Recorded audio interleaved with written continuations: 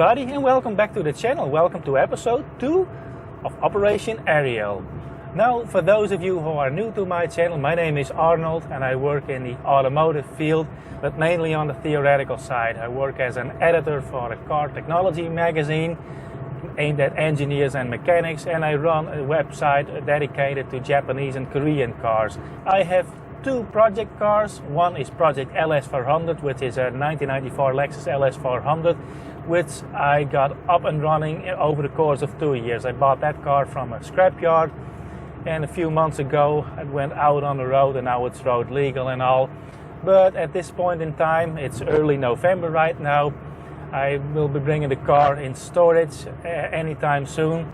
So I bought another project car, which is this. This is also a 1994, but it's a Toyota Starlet, the smallest model in the Toyota lineup. And since it's mermaid blue, we nicknamed her Ariel, hence the series Operation Ariel.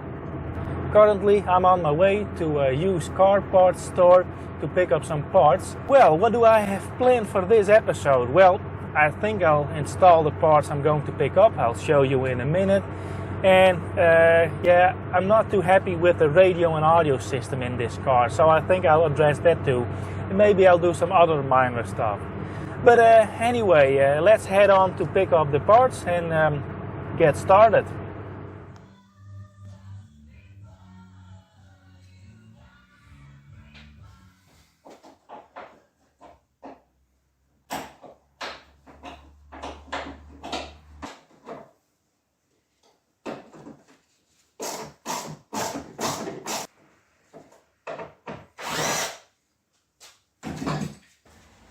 Just to clean this spot over here where the bracket meets the bodywork, using a little bit of WD-40 to clean it.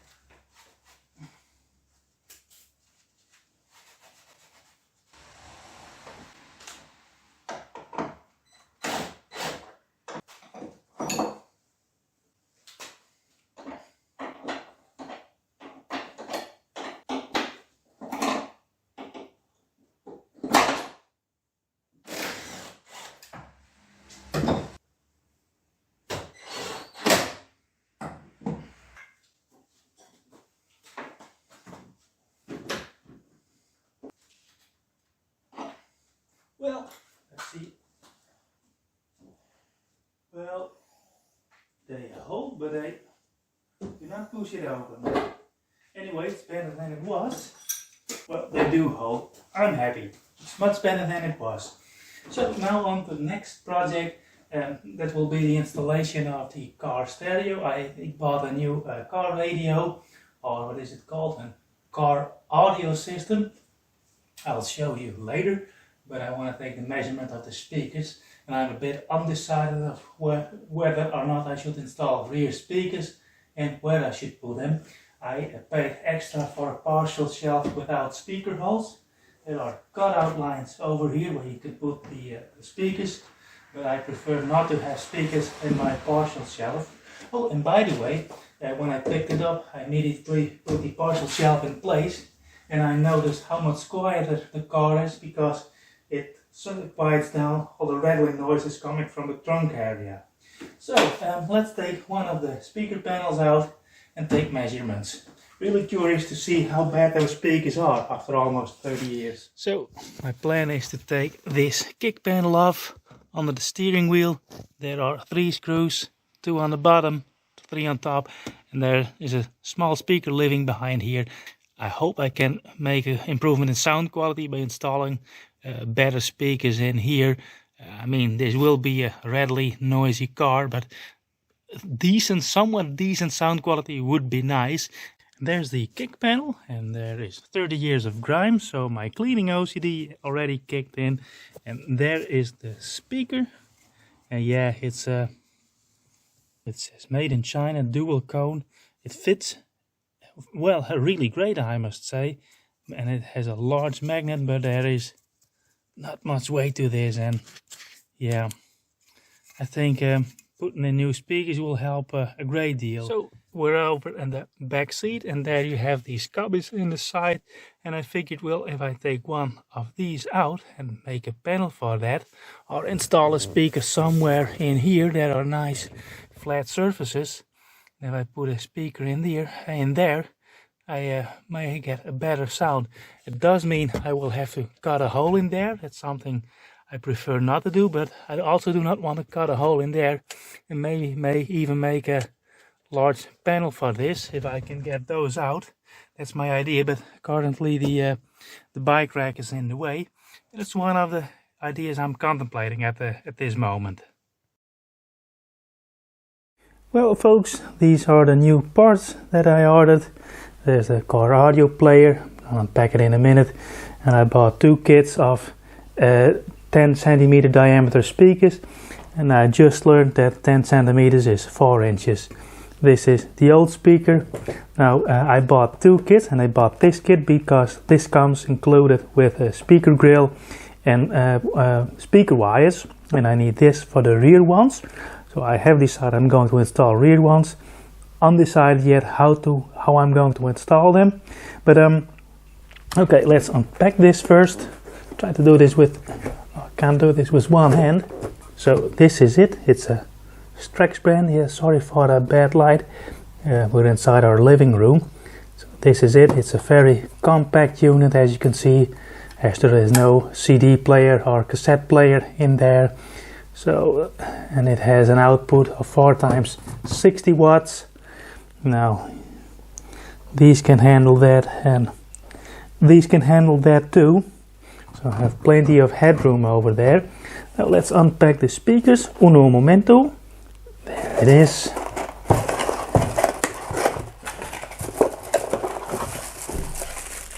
They look a lot like the speakers that came out. But as you can see, these are there is a secondary speaker, a tweeter in there, whereas this is a single unit, and the magnet is almost the same size, but this has a bit more substance to it. So let's head over to the car and let's start installing.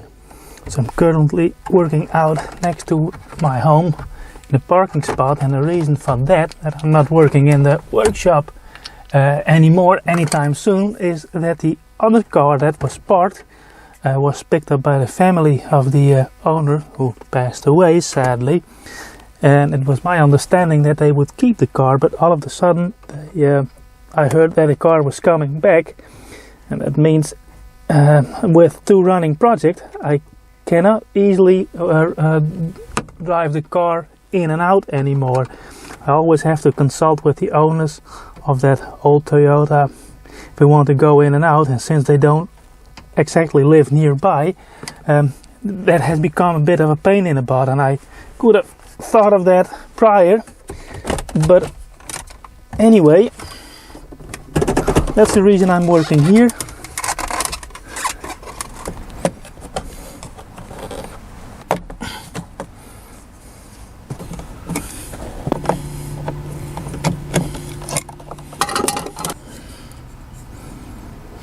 Does it in its grill. Hopefully this fits, because on the other side I had to make a little cutout on the back of this speaker grill.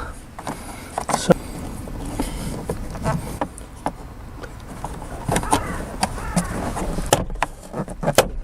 and it fits. So both speakers are in. So I think the next thing would be to install the radio, so I can at least test the front speakers. So we're in the car. These are the connectors that came with the old radio, and I used these connectors to connect them to the speaker wires. This is the cable loom from the car. As you can see, I left the old speaker cables disconnected. I connected them directly to new speaker cables. And here are the powers and grounds. The powers and ground. There is this extra wire that's a constant 12 volt to maintain the memory of the radio. So, well, let's see. These aren't quality plugs, but it feels better than the other radio. So, yeah.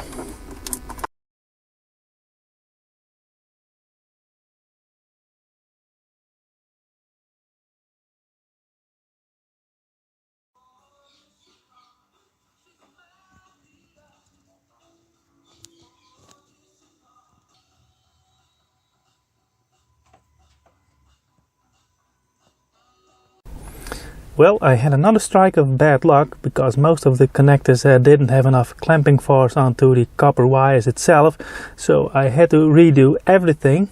But as you can see, the panel is back in, and the ashtray, I fixed the illumination in this, it wasn't working, so let's put on the illumination. You can see there's a nice green glow. Over there it's a bit brighter. I'm gonna insert my voltmeter in there. I have it in my other car. So let's switch on the radio. And we have music. It's stereo reception. Let's put this out. On the old radio I had very poor reception. I was afraid that the cable wire to the or the antenna cable was broken, but it appears it was just a bad old radio. So this is working. It cost me a bit more time than I had planned, but anyway, happy it's in. Now it's time for coffee. So there's one more thing I wanted to do in this episode, and that's to address the dull indicator for the automatic transmission. I took everything out. I wanted to clean it a little bit. Behind there was a lot of grime around here, and as you can see it's now nice and shiny. It was completely dull. Unfortunately the thin decal that's on the back was already separated, so yeah, there's nothing much I can do about that. Sorry, there you are. And I also picked up a pair of new bulbs. They're this type. This LED is here because I wanted to see if I could make an LED in this indicator that slides there and there, but there in the back there is no room to install an LED and the wiring that goes with it. What I am going to do is replace this bulb. It was working, but I want to have a fresh one in there because it's a little bit of work to replace this lamp. And once I've done that, I mean everything is clean. All the other parts of the center console are cleaned, so we're going back to the car and install the whole shebang. So it's a bit cramped in here at the moment because the car acts as a power storage and my workshop all at the same time. First, let's plug in this part and see if the lamp is working.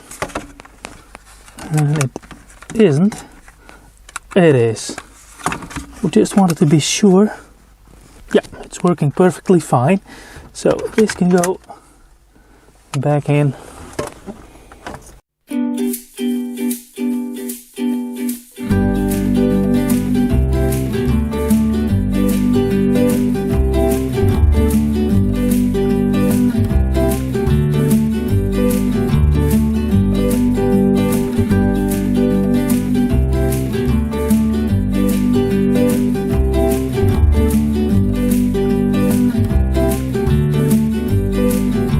The ashtray has to come in. I wanted to clean the car, but it started to rain, so not sure if I'll get that done this afternoon, but yeah, this is nice.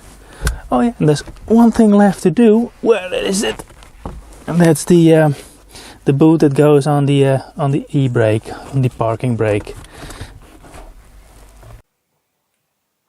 So folks, this is how the interior looks at this moment. I got a radio on. This is a different radio that you saw me installing in the video, because at first I thought this was kaput. So I bought another one, but I ended up the radio that I showed you in the very first scenes, and I chose to install this because I can adjust the color of the display to the dashboard illumination, and it flows in really nice.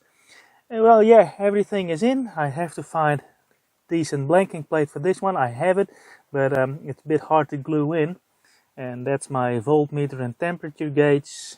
The instrument or the center cluster is back in, and I give everything a good clean. And if you could smell this, car smells 1,000 times better than it did before. So now let's go on a test drive and see if we have any new rattles and how things sound.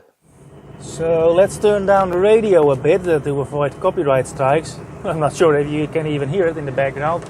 Anyway, as you can see, it started raining. I'm glad I finished working just before it started to rain.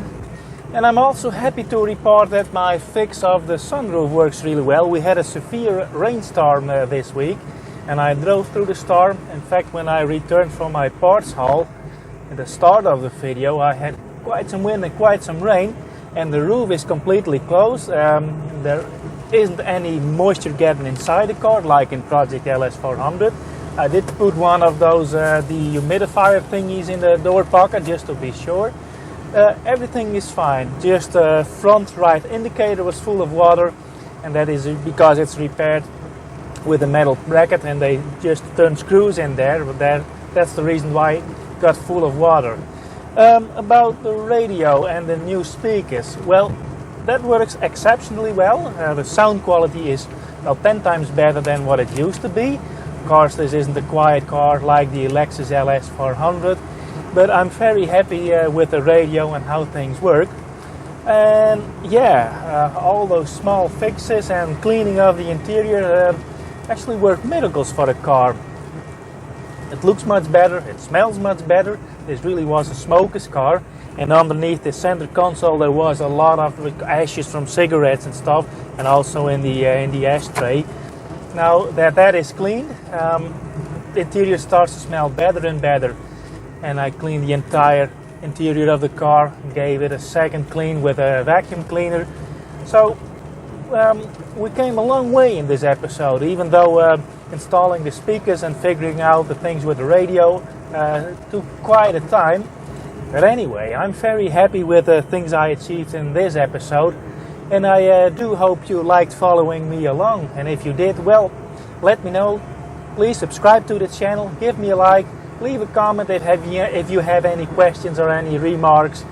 And well, if you want to help support the channel, you can do so by buying me a coffee. I'll leave the link down below in the description box. And for now, I would like to thank you for watching and hope to see you on the next one. Bye!